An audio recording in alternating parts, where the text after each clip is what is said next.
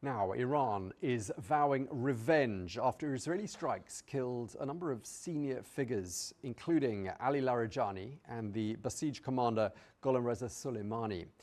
Well, with the war now on day 19, Iran's Foreign Minister Abbas Araghchi is insisting, though, that the system remains strong. Well, let's get more analysis. We can speak to Michael Pregent, who's an expert on the IRGC, a former intelligence officer and a national security expert who joins us from Washington. Michael, welcome to the program. We've heard, as I just said there in the introduction, the security chief Ali Larijani is dead. The Basij force commander Gholam Reza Soleimani is dead. We're told the intelligence chief is also dead. That's not yet been confirmed. Even so, how serious a blow are these deaths to the Iranian establishment? Oh, thanks for having me, Tom. For each of these targeted, strikes against key leadership, you have to remember who they were. They had established relationships for decades. They were feared men inside of the regime. They had command authority over the people that worked in their organizations. And to basically take a leader that's been in place for decades in different ranks through the intelligence service, the MOIS, or the IRGC, taking out those leaderships, those leadership, in the leadership in those roles is key, because the next man up doesn't have those relationships, hasn't established decades worth of relationships. And one example I'll give is when Qasem Soleimani was killed on January 2nd, 2020, his replacement, Ismail Qani, was unknown to the Iraqi militias, to Hezbollah, to the Houthis, to Hamas. He didn't speak Arabic. He was in charge of Afghanistan. He was working with the Taliban and the Haqqani network there. And so there was degradation. You have to build that trust. Qasem Soleimani had fought with the Iraqi, what would become the Iraqi militias during the Iran-Iraq war, saved people's lives, had that reputation as a charismatic, trusted leader with his proxy network. And I think that's the same case here with taking out Larijani, taking out Khatib, and then taking out the other Soleimani that was in charge of the Basij. Right, and just on the question of Ali Larijani, obviously he was a seasoned negotiator, and as you were just saying, he had pretty encyclopedic knowledge of negotiations going back quite some time. I mean, where does that leave diplomacy if you take out a top negotiator like him? Well, you can look at a tweet from Larijani from 5 days ago saying there will be no negotiations. We will win this war. Trump messed up. He can't win this war in tweets. So that's the Larijani that President Trump here, listened to those tweets, and also Benjamin Netanyahu. Larijani was basically the man holding the regime together, respected, feared, responsible for the deaths of 32,000, responsible for the deaths of 9,000 back during the Green Revolution, a feared man, very capable of leading men to keep the regime intact. The loss to the regime when Larijani was targeted is massive. Who's the next man up? We don't know who that person is. And neither do the Iranian people. That's what's interesting here. They knew who Larijani was. They knew who Qasem Soleimani was. They knew who the supreme leader was. They knew his son. They knew all these leaders, but now it's new people being introduced to the regime, and it's hard to get trusted members of the IRGC, the Basij, and other entities to trust people that they may or may not know. Okay, some of the analysts we've spoken to in the last couple of days have said so far, no one in significant numbers has taken to the streets since this joint Israeli-US campaign began. No signs of any particular cracks emerging. But, after this spate of targeted assassinations, I mean, do you think perhaps that's going to change? Do you think there will be some splits within the leadership in Iran? Well, let's talk about the Larijani strike. It was the Iranian people, some sources that actually corroborated what the Mossad had on his location and helped in that strike. This is the first time, I spent 5 years in Iraq, and we finally gave the Sunni tribes the ability to call in U.S. airstrikes and a quick reaction force 4 years into the war. And that was called a surge, and we were very successful. The Iranian people already have that capability. There are back channels to the Mossad, there are back channels to intel operatives on the ground that allow them to target 2 to 3 man Basij checkpoints on the streets. So have the people risen up? No. But are they seeing a degradation in the people that could keep them down? Yes. And they're able to call in those drone strikes. We saw the celebration last night or people were on the street and the Besiege was moving in and Israeli drones were overhead and the Besiege took off. So that kind of fear is good. But again, we should not push the Iranian people into a regime change. We can't have an American face to this. We can't have an Israeli face to this. But I'm a veteran of both the Afghanistan and the Iraq wars. And at no time did the people say, why aren't you, you know, why aren't you conducting airstrikes? Why aren't you here already? Why aren't you helping us? So this is different. This is day 19 now. We're looking for indicators of that happening. We've also told the Iranian people to wait till the bombing's over. But Benjamin Netanyahu said, "Go out and celebrate last night, and we'll have drones overhead." And he followed through with that. There were drones overhead. Yeah, I mean, 1,440 people are reported to have been killed in Iran during these last 19 days. And I'm just wondering whether there is a risk that killing innocent civilians, not least that school attack on the very first day of the campaign, is likely to have the reverse effect of what's desired here, which is to get people rallying around the flag and, frankly, generate anti-American sentiment in Iran. Is that happening, do you think? Well, that's always a risk. That's the biggest risk. This is what we do well, right? We conduct airstrikes. We can target key leadership. We can degrade capabilities. But it's earning the trust of the people on the ground. You have to make sure your strike packets are up to date. You got to make sure you're hitting the right target. You got to put those things in place. But I think I don't think the Hamas playbook is going to work in Iran. Even the school story, it's not even in our media anymore.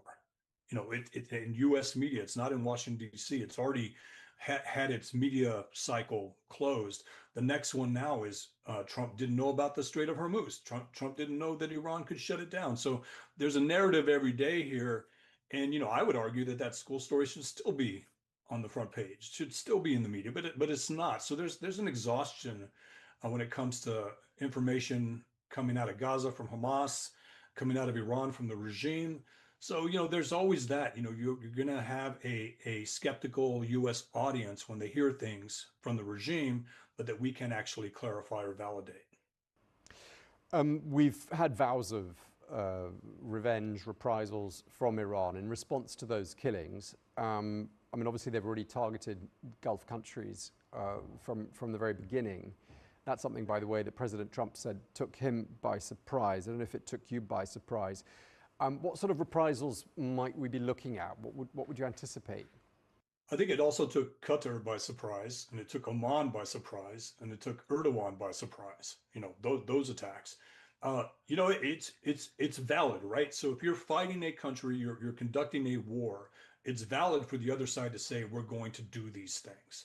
But it's whether they're hitting military targets or whether they're just indiscriminately firing that way. And that's something that we've seen with the degradation of their radars, the intelligence capabilities, their command and control networks. So now it's you and I are both IRGC members out there with a Shahed drone, and we say the enemy's that way. Let's just launch it that way. And that's kind of what's happening right now.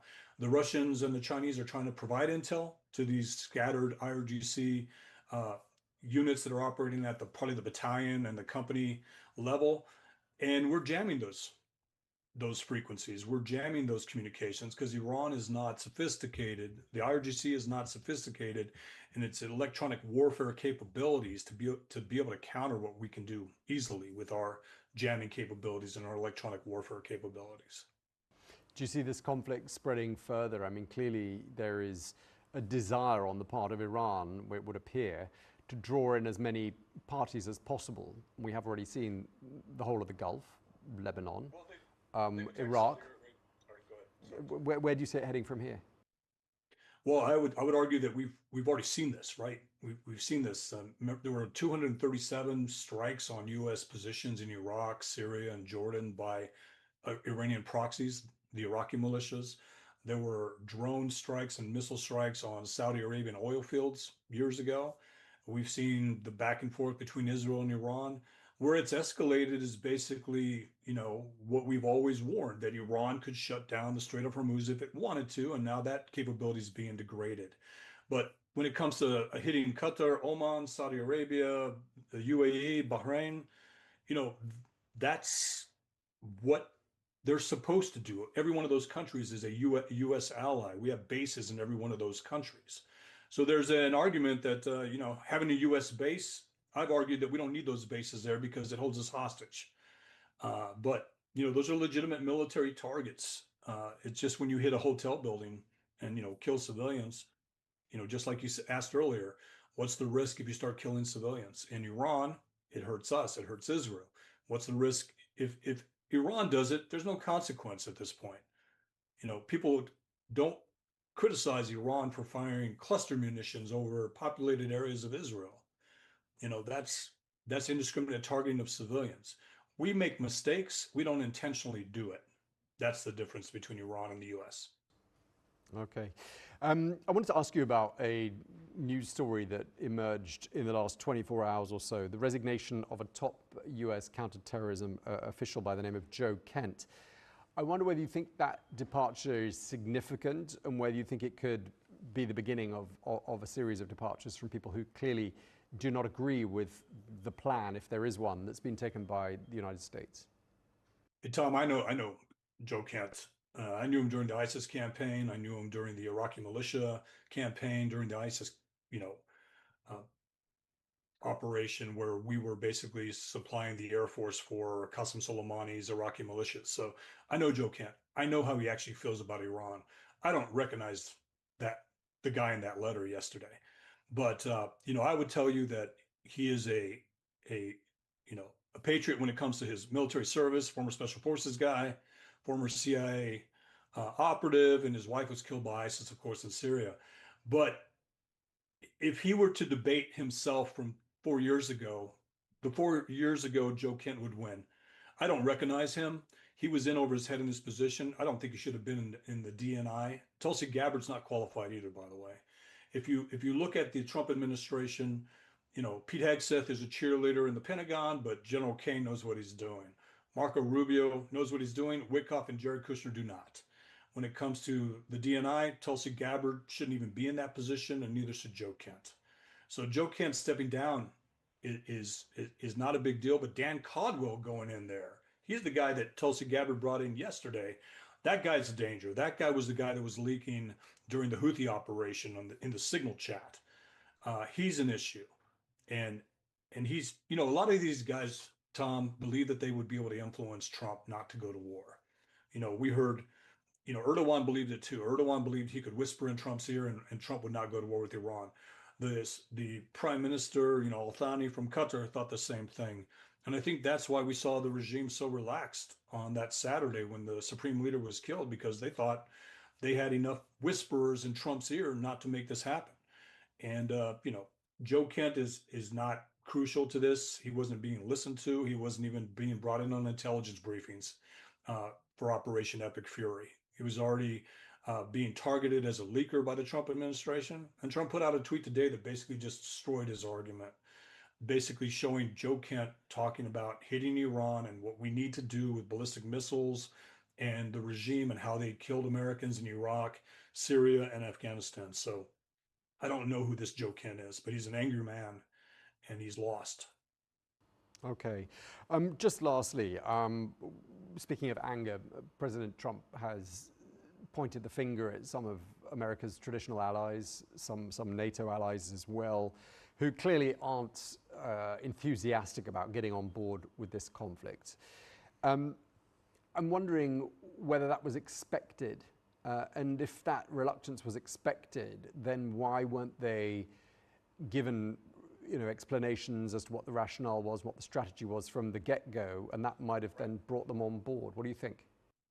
Well, I think European allies are nice to have, not need to have in this situation. We don't need their support. We want their support. We want the message. Now, there are British mining ships that are coming. They'll be there in about 2 weeks. That's a great message to Tehran that the Brits are on the way. There are Marines that are 2 weeks away also that are coming. Those are messages. Trump likes to use leverage, likes to go big. And, I would like to see our NATO allies be part of this, but, Trump has a way of, hedging the relationships. When it comes to Ukraine and Russia, he says NATO should do more. And, when it comes to this, we have NATO refueling cooperation, by the way. he should talk about that. NATO is helping us refuel all of our aircraft, as we conduct these strikes. NATO's part of this. NATO's part of the logistical support chain. But asking Starmer and asking, France to come in and bring their counter mine capabilities into the Strait of Hormuz. The U.S. only gets 2.5% of its oil from the Strait of Hormuz. This is an international commerce choke point that a regime is holding hostage. And it also makes the argument we shouldn't let a regime hold this key transit waterway that basically provides 20% of the world's oil and gas hostage to a state sponsor of terror. That would be my argument. Okay, well, we're going to have to leave it there because we're out of time, but we really appreciate you joining us today. Use like a minute of this, right, Tom? Let me just finish saying goodbye. Just 1 second. I've got to wrap up the interview. Right. Okay, well, that's all we've got time for. Thank you very much indeed, Michael Pregent, expert on the IRGC, former intelligence officer and national security expert. Thank you for your time, sir. Thanks, Tom. Thanks for having me. Now, for more than 2 weeks, Lebanon has been drawn into this conflict, and today alone, Israel's aerial attacks have widened, killing more than 20 people today, wounding several more. And at least 6 of those killed today were in the capital, Beirut. Well, let's get more on the situation in Lebanon and in Iran, and we can speak now to Hussein Ibish, who is a senior resident fellow at the Arab Gulf States Institute in Washington. Thank you very much indeed for joining us. I wanted to start by asking you, what is your assessment of what this US-Israeli war on Iran has achieved so far? Well, it's an interesting mix of a lot and nothing, or very little. My view, Alex, is that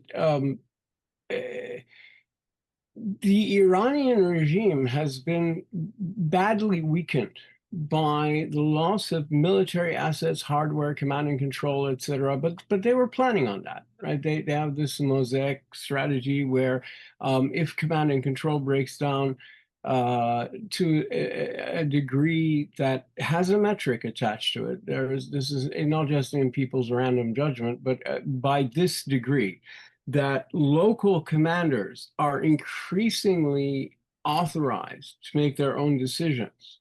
That's one example. Another example is how the fairly smooth transitions of power at senior ranks, even though we don't now know the names of some of the people, there's every reason to believe that power is simply going down the ladder within the institutionalized bureaucracy of the Islamic Republic. So on the one hand, you have the severe degradation at the top, the missile arsenals, the launchers, various assets, and command and control for sure, as well as at the hands of Israel, the mechanisms of internal repression, the Basij and the IRGC, things like that, the groups that would have killed the protesters who were slaughtered en masse a few weeks ago. That has severely weakened Iran. On the other hand, the regime is still there, not only still there, it is absorbing these blows with relative aplomb or relative equanimity. They're just going ahead with it. And this is not something that's taken them by surprise, particularly. And I don't think anything the US has done has surprised them, by the way. And also, it's, if anything, more radicalized than before. And there are no high-level defections from the regime that I'm aware of, right? Just killed leaders. And the population is not rising up against them.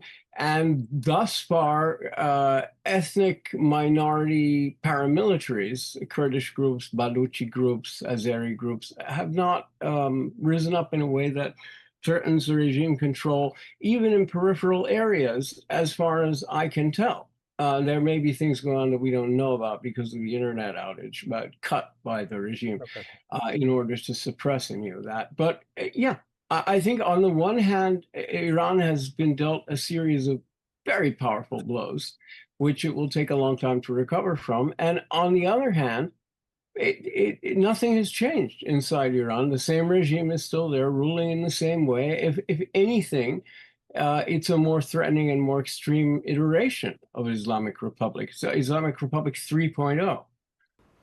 Yeah, I mean, one of the things we've heard in the last couple of days was President Trump saying that he was surprised that Iran had decided to carry out attacks on Gulf states. I was just wondering, were you surprised by that?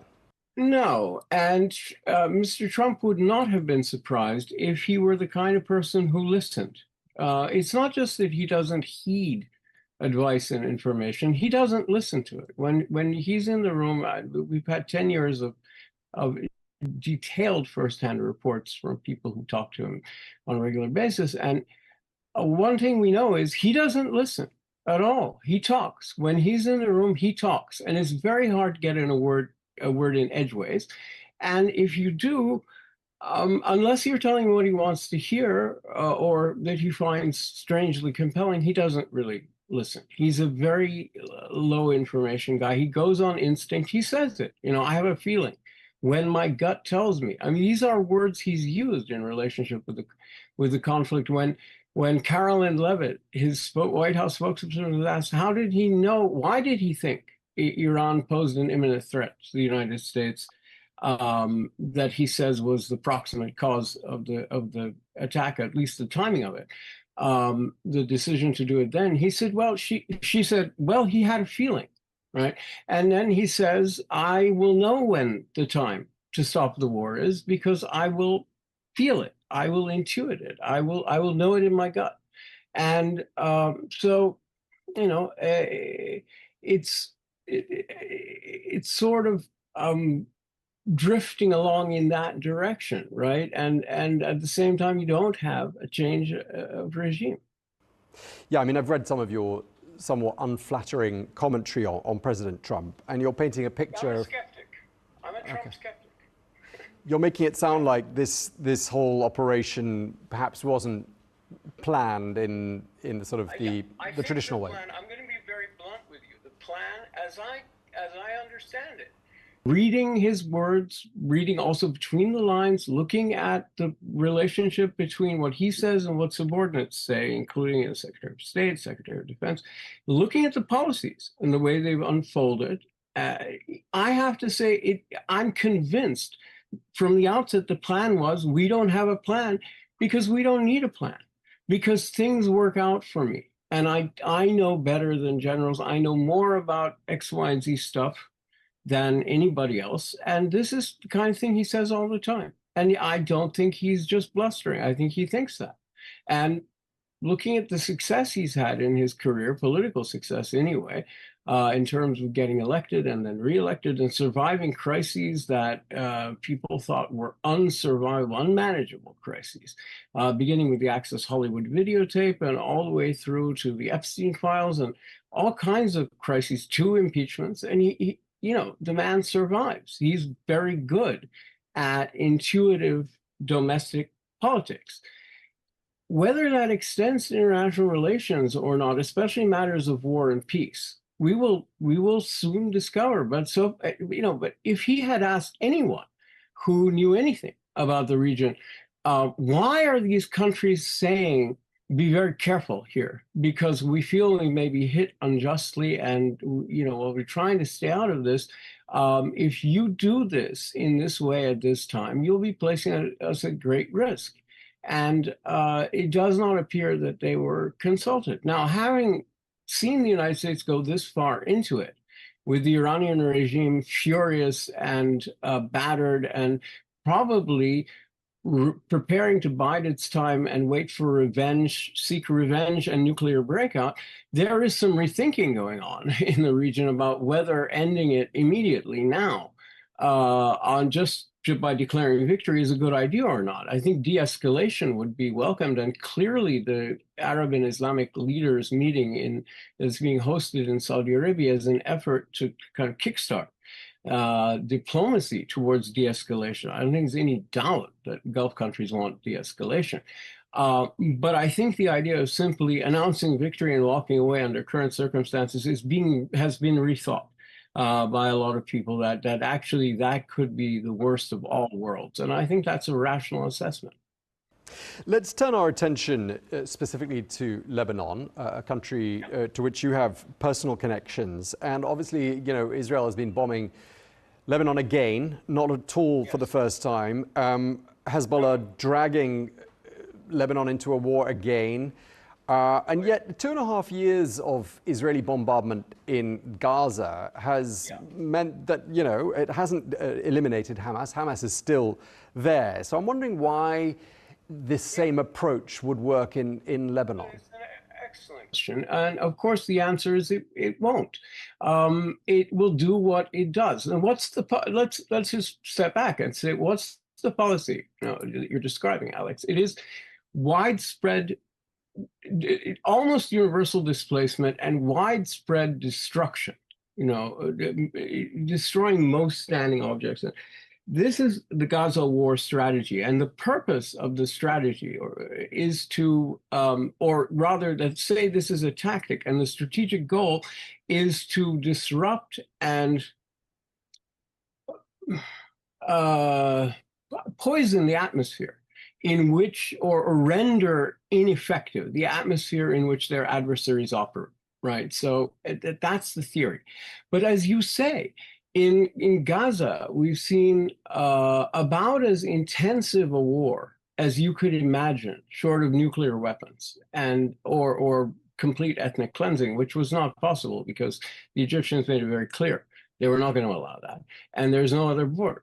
I mean, I guess you could drown people in the Mediterranean, but in the real world, that was just not an option for the Israelis. So being in this situation, they ended up with this deal that partitions Gaza, and as you say, in the areas where Israel has pulled back, Hamas came back to power immediately, and there are two reasons for that. Number one, that Hamas cannot be defeated, and it can be defeated. It cannot be destroyed by Israel. Because it's an idea, it's a brand name. As long as there are people in Gaza who are Palestinians saying they're Hamas, well, then there is a Hamas. And Israel steadfastly refused to allow the only alternative to Hamas, which is the Palestinian Authority and the PLO, any entree back into Gaza, because frankly, they prefer dealing with Hamas. Netanyahu and the Israeli right prefers Hamas to the PLO, because if you view all Palestinians as different iterations of the same adversary, it is preferable to deal with an unhinged one whose project of an Islamic state from the river to the sea has no support and is not plausible, as opposed to a very reasonable group that's seeking something overwhelmingly supported internationally and by international law, which is the establishment of a small Palestinian state alongside Israel. Okay, I mean, Hussein, I know you've just been in Lebanon quite recently. You told me that in just before we crossed to you. I was there for 2 months until the day before yesterday. Right, and I'm just wondering, what did you garner when you were there? Where did you feel like Lebanese public anger was directed? Is it directed at Hezbollah uniquely, or is it directed at Hezbollah and Israel, more at Israel, or what about the United States? Where do people direct their anger? The U.S. is definitely not very popular in Lebanon and hasn't been for decades. But the U.S. is sort of is secondarily blamed. And Israel, for once, is blamed, but people expect this of Israel, right? This is the major Israeli invasions of Lebanon, 1978, 1982, 2006, 2024, and I missed a few. 1993 was another one. I mean, it has gone on and on and on. And so people, in a certain sense, expect that of the Israelis. They anger at Hezbollah is unprecedented. I've never seen anything like it. The Lebanese basically now break into two camps: Hezbollah supporters and members, and everybody else. And the everybody else is angry at Hezbollah. You had people talking to me in the last week I was there, who I didn't know, talking to me in areas that are, contain many Hezbollah supporters, and they would launch, without knowing anything about me, other maybe than my name, which is Hussein. It could easily be, it's obviously a Muslim name, but also could be a Shiite name very easily. And, they don't know anything about me, and they start talking about the terrorists and using that phrase in an angry way to describe Hezbollah. And I've never heard that before. They don't care. In other words, the sense that, should be very careful what you say about this group. Maybe, maybe they're a necessary evil to fight the Israeli occupation or the invasion or something. That is out now. Lebanese are exhausted and they are furious. And that's why the government moved rhetorically against Hezbollah, declaring its weapons illegal, declaring its military activities banned, and instructing the military to take the weapons away, or the illegal weapons away, which they didn't define. But now, that's easier said than done. But it's never been said. It wasn't said after the organization was founded in 82. It wasn't said after the Taif Agreement, which ended the civil war in 1989, when everybody else disarmed except Hezbollah. It wasn't said after Israel was driven out of southern Lebanon in May 2020 by Hezbollah. May 2000, excuse me, by Hezbollah. And it's just never been said. And the reason the government said it is not that suddenly this is illegal. Of course, it's extra-constitutional. No state authorizes a private military to go around with its own foreign policy and defense policy and declaring war and peace and whatnot. It is that the groundswell of anger was such that the government felt it had the room to do that politically. Okay. We're coming to the end. I just want to ask for some sort of closing thoughts. I mean, some people we've spoken to have said this is Hezbollah's last hurrah, if you like. Some suggesting this is the closing chapter in the Hezbollah book. Don't know what your thoughts are on that. The other final part to that question is really, how long do you see this going on for? Well, it could go on for years, unfortunately. And that is a very depressing thing to say, but the Israelis steadfastly refuse to learn from their own history and recall the outcome of the last time they did this. And I reeled off a bunch of years, and all those represent major Israeli incursions. And, if they could just remember where Hezbollah came from. Right? Hezbollah was founded at the end of 1982, following Israel's invasion of that year, and with Iran seeing an opportunity, with Israel instituting a long-term open-ended occupation of southern Lebanon to try to export its revolution to the first Arab constituency that was targeted, which is the Lebanese Shiites, under those circumstances. And the Israelis had moved in to try to wipe out the PLO as a political and fighting force in Lebanon, and they did. But what they got instead was Hezbollah, which was a more dangerous enemy in every way. A decade later, they were signing peace agreements with the PLO, for goodness sake. The war with Hezbollah goes on. Now, why they think renewing occupation in the south would be bad for Hezbollah is impossible for me to understand. There is that Gaza war model of destroying everything and trying to render the environment inhospitable, but it doesn't work, as we've seen in Gaza. Much less likely is it that it would work in Lebanon. The first part of your question, I can't recall. The first part of my question was, is this Hezbollah's last hurrah? Oh, yeah. So that's a really important question. So I have just written two different pieces for the Atlantic and then for the Globe and Mail in Canada, which is sort of the New York Times of Canada. And what I've argued in both pieces separate, they're very different, but they do both include the idea that that Hezbollah has concluded that this is an existential moment for them, that either they act decisively and successfully, though it doesn't have to be swiftly.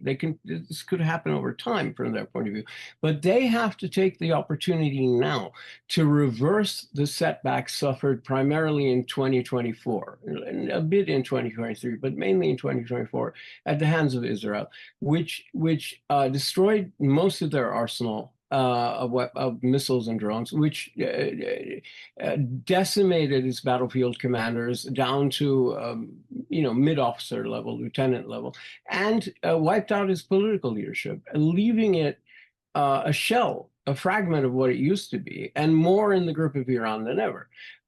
So I think it's clear to me that Hezbollah has determined that if it doesn't reverse trends now, regain the momentum, and begin the upward mobility of rebuilding under conditions that really suit it, that is to say, fighting the Israelis on the ground in southern Lebanon, that they will drift into oblivion, that their future is done for politically if they don't reverse that now, and that it's an existential inflection point. I don't know if they're right about that or not, but that seems to be what they have concluded.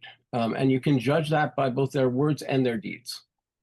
Okay, we're going to have to leave it there. Thank you very much indeed for your time, Hussein, Ibish. Alex. Thank you. Thank you very much indeed.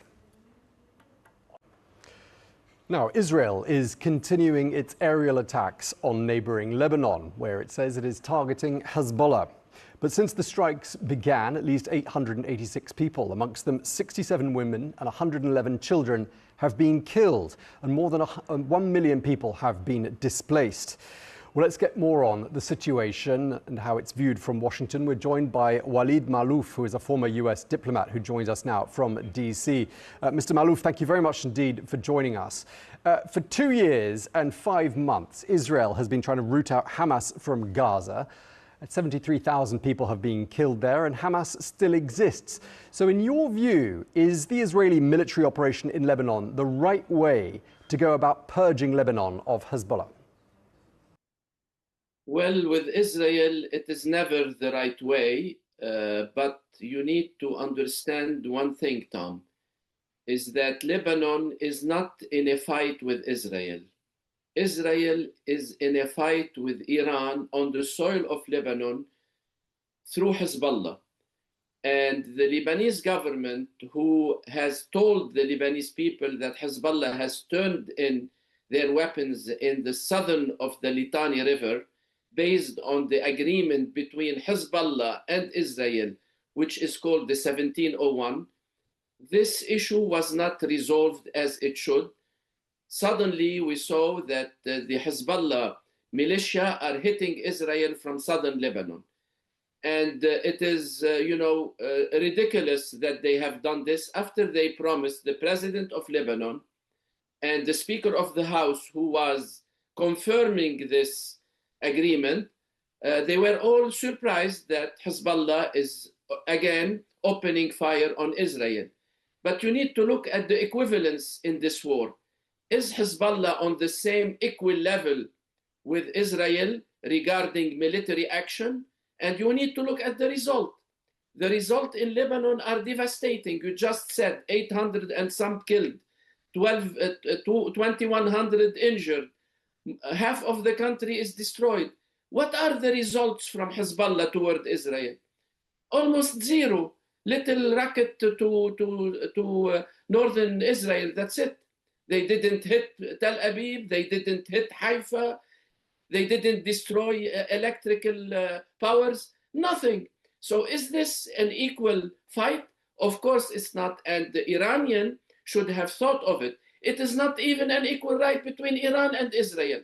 You have two powerful armies, the United States Army, and a world international army, and a regional powerful army, more than anybody else, are fighting Israel, are fighting Iran. And look what happened in Iran today, as the news is saying, that two top officials have been also assassinated by Israel.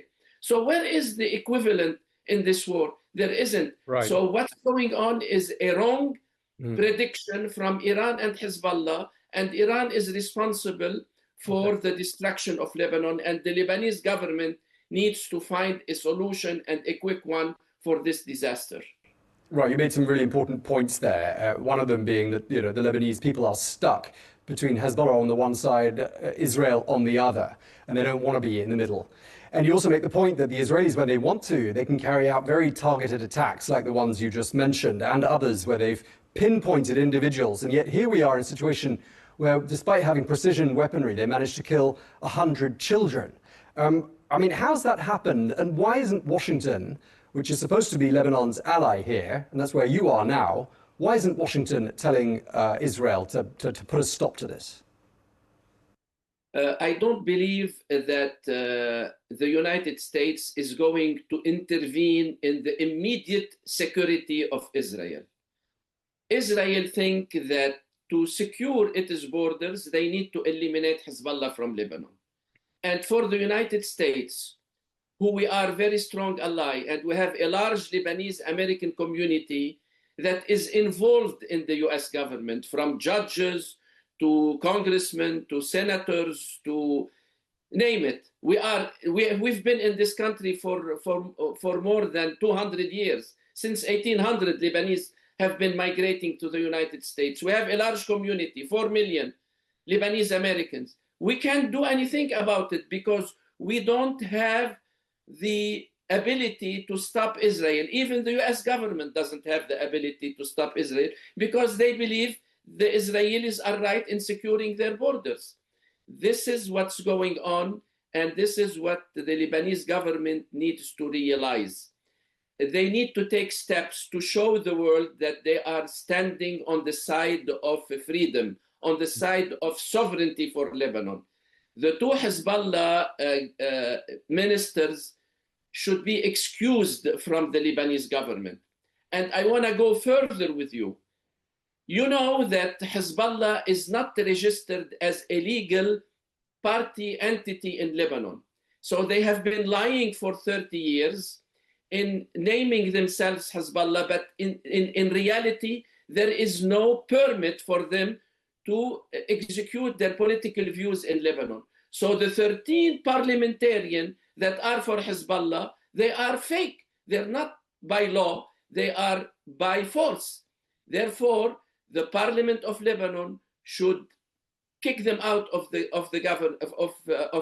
parliament and appoint 13 Shia who are Lebanese, who are Arabs of this Lebanese Arabs, and strongly support the Lebanese government, not a bunch of military folks who are in the parliament to just continue the agenda of Iran in the Lebanese government. So this needs to be stopped.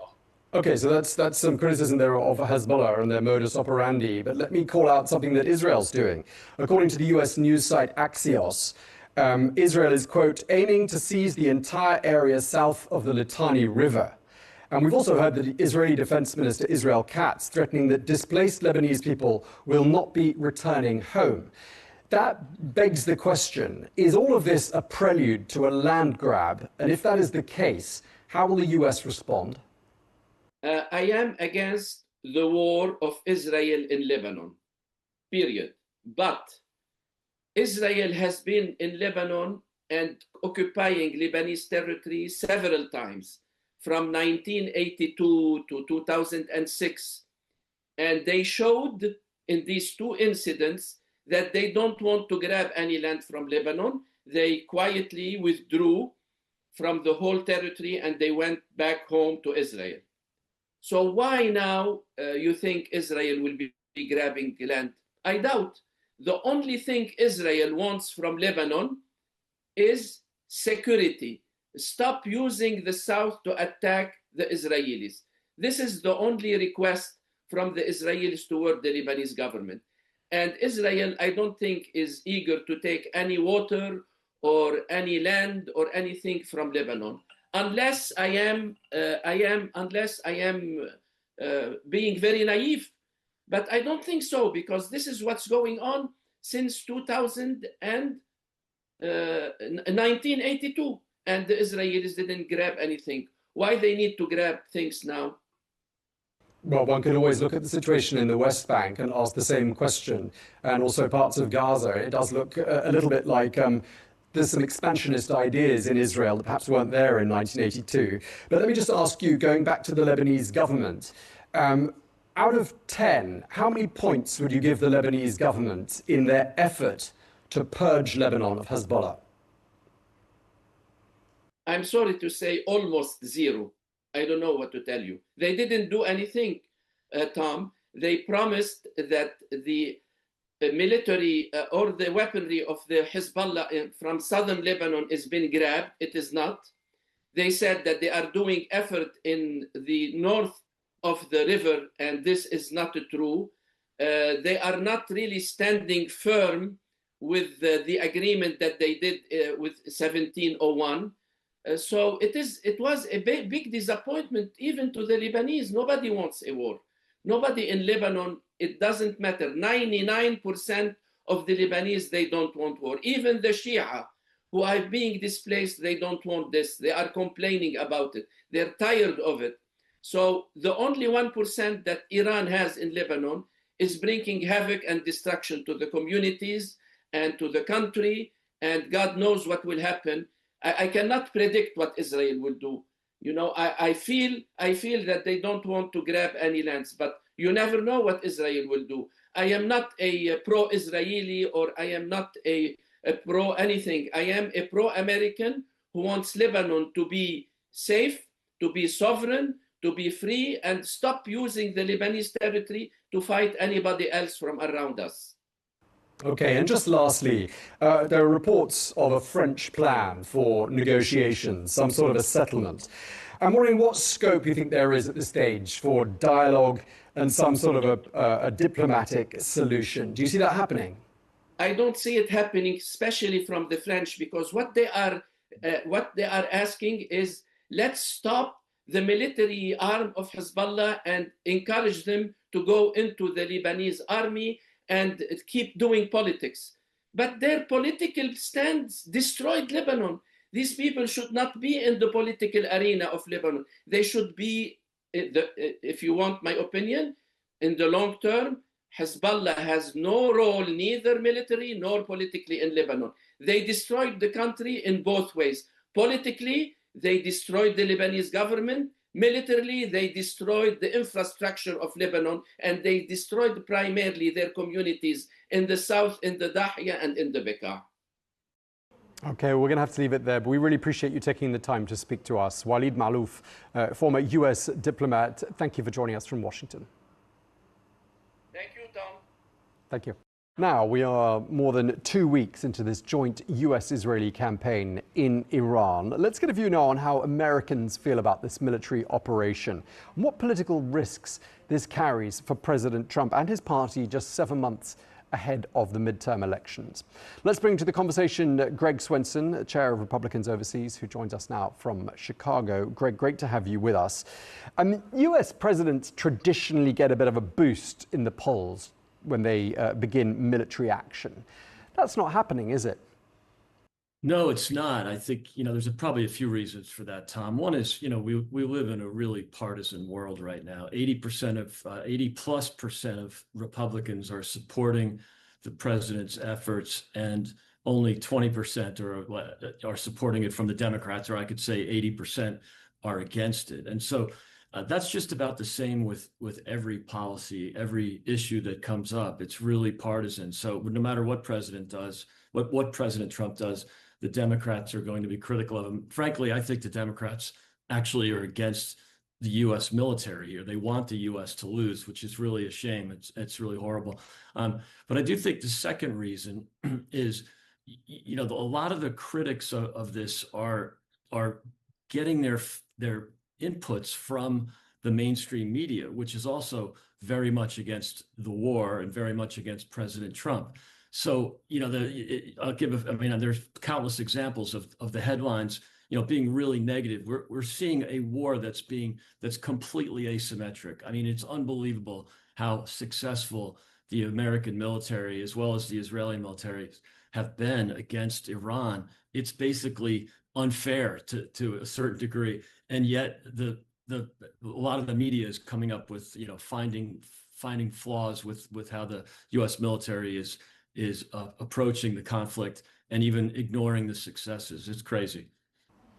Quite a lot of America's traditional allies don't seem particularly interested in joining the war effort, do they? And I'm just wondering whether you sensed in President Trump's tone last night, a sense of frustration, perhaps fair to say he's aggrieved at those allies. What are your thoughts?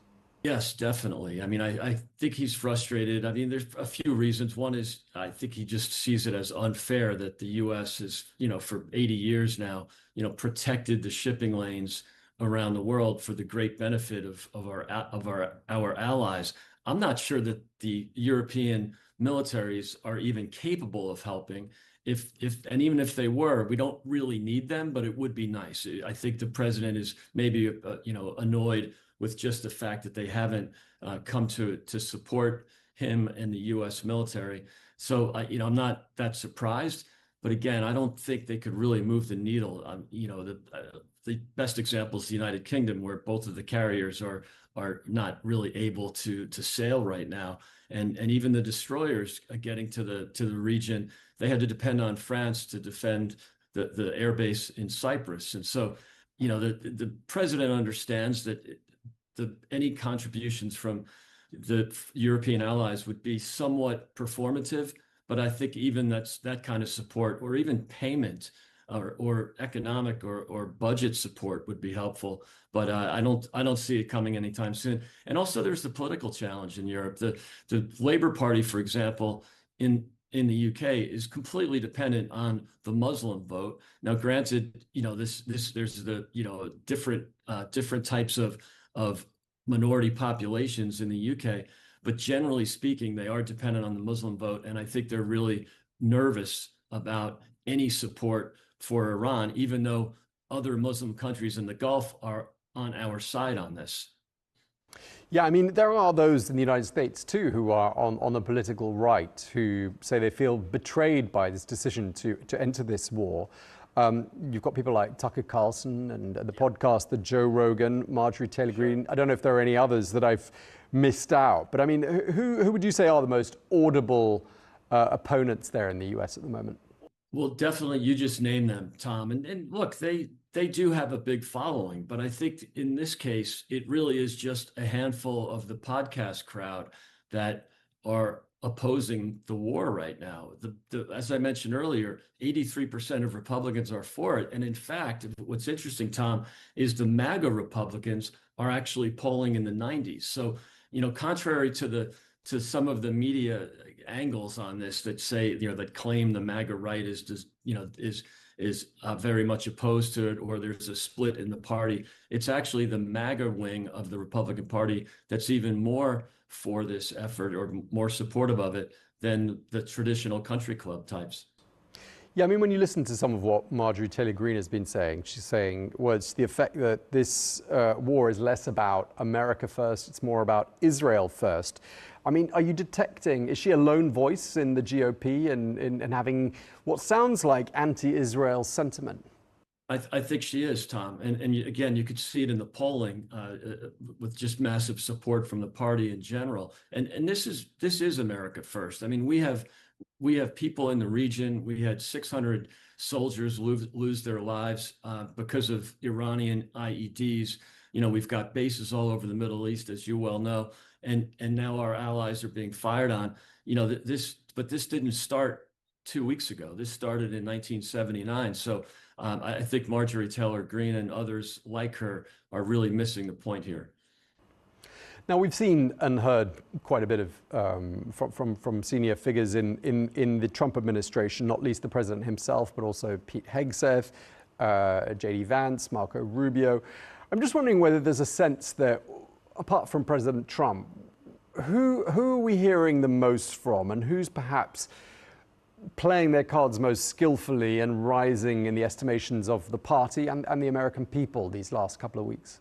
No, it's a great question, Tom. I think it's probably a handful of the cabinet. It started out, especially in those first few days, and especially the first week, with Marco Rubio. His stock is really rising. He was in front of the cameras quite a bit that first week. I think following that, you've seen more of Pete Hegseth, who's done an incredible job. The track record, in spite of the casualties, which are always horrible and really sad, but there has been minimal casualties here, given the fact that we've taken out 95% of the Iranian offensive capabilities. We've taken out basically all of their defensive capabilities, and now we're striking on the manufacturing facilities that produce the missiles and produce the drones. So Pete Hegseth is I think, doing a victory lap. And the third one is the Treasury Secretary, who's, in spite of not being directly involved in the execution of war, or even officially in diplomacy, he is very much a great diplomat for the United States, and he's been very, very visible on this conflict and has been in the Situation Room and the Oval Office quite a bit. One of the things that's really at the forefront of people's minds in America right now, and you're there and you would know better than me, is of course affordability. And I'm just wondering how this conflict is playing out in the United States and what effect it's having on US consumers already. Yeah, another great question. And look, on the ground, there is no effect. Now, the media is trying to convince people that there's an effect, and they're talking about this existential crisis of higher gasoline prices. Yes, gasoline prices or petrol in the US have gone up. So that's the one thing that is actually affecting people. But remember, most of the energy consumption in the US outside of driving is natural gas. The natural gas prices haven't moved because natural gas trades on regional prices or in regional markets. And because we are the world's largest producer, that it's not moving the needle at all, because we're completely independent. And even on oil, yes, it trades on a global market, so ultimately gas prices will be affected. But I think you'll need to see $90 to $100 a barrel oil for at least 3 months for gasoline to get to $4 a gallon. That's not likely. So I think much of the effect on the voter or the consumer is greatly exaggerated. It's really perception, exaggerated by the media. So and remember also, Tom, during other crises, we've seen oil spike well above 100 and much higher prices than it's trading now in the mid 90s. First of all, secondly, President Trump has really liberated the energy sector. So now we once again are the world's largest producer of both oil and natural gas.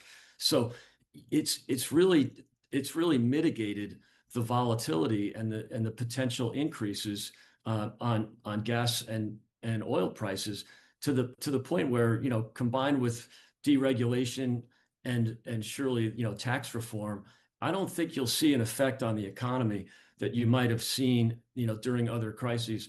And during the Biden years, when they were really hostile to the energy sector, gasoline was well above the levels that we've seen here in the US, with the exception of the last 2 weeks. We're at, call it $3.40, $3.50, maybe $3.70 a gallon. It's $5 in California because of their, British-like energy policies. But we saw well over $3 average in the Biden years. It was $2.69 in 2019. It was $3.30 during the Biden years pre-Ukraine, and then after Ukraine, it was up to $4. So most of the energy inflation in the U.S. is because of bad policy. That's not the case right now. Greg, we're 7 months away from the midterms. Obviously, all of this politically quite risky for President Trump. He needed a boost, and the GOP needed a boost heading into the midterms, and they haven't got it yet.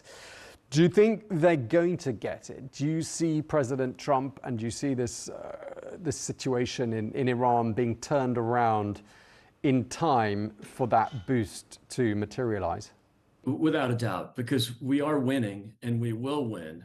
It's just a matter of, will the media finally admit it, and will the Democrats finally admit it? I think they will. Now, that doesn't mean he'll poll at 80 like George W. Bush did, after 9/11 and in the early stages of the war.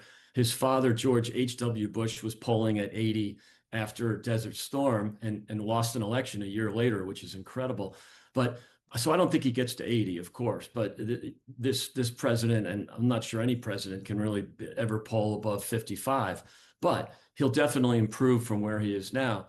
I'm not sure that's going to win the midterms for us, because it's really difficult for the party in power to win. It can be done, and in fact, George Bush did it in 2002 because of that 9/11 tailwind.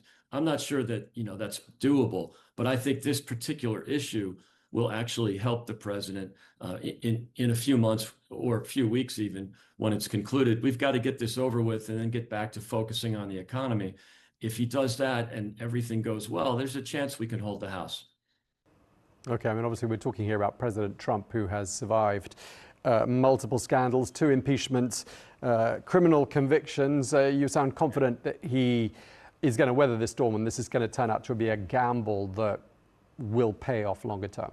Yeah, and Tom, I wouldn't say that if there was any doubt about what's happened so far in the war. You know, if there were more casualties or there wasn't that, you know, almost 1,000% batting average in terms of the execution. You know, this is 7,000 targets, and plus the Israelis have had 9,000 targets. The track record so far is almost perfect, which you don't often see in armed conflict. So yeah, I think this will end up being a winner for him, but I don't think it necessarily will be the most important thing to voters. And we saw that, but you know, in the past, I think it's all about the economy. It's all about the pocketbook issues. Okay, well, Greg Swenson, Chair of Republicans Overseas, thank you very much indeed for taking the time to speak to us.